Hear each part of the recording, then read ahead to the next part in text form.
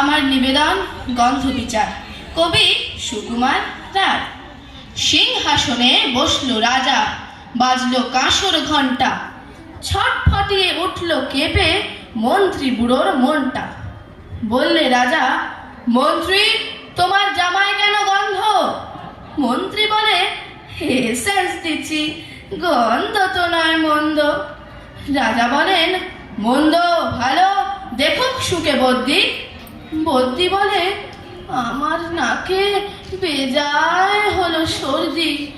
রাজা হাঁকেন, বোলাও তবে রামনারায়ণ পাত্র। পাত্র বলে, নস্যি নিলাম এক্ষুনি এই মাত্র।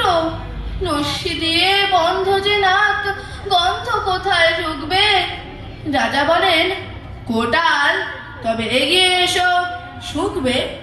কোটাল বলে, পান খেয়েছি, মশলা তাতে কর্পূর, গন্ধে তারে মুন্ড আমার এক্কেবারে ভরপুর।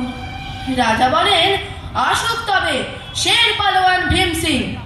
ভীম বলে, আজ করছে আমার সমস্ত গা ঝিমঝিম, রাত্রে আমার বোখার হলো, বলছি হুজুর ঠিক বাত। বলেই শুলো রাজসভাতে চক্ষু বুজে চিৎপাত। রাজার শালা চন্দ্রকেতু, তারই হলে শেষটা। বলল রাজা, তুমি না হয় করো না ভাই চেষ্টা।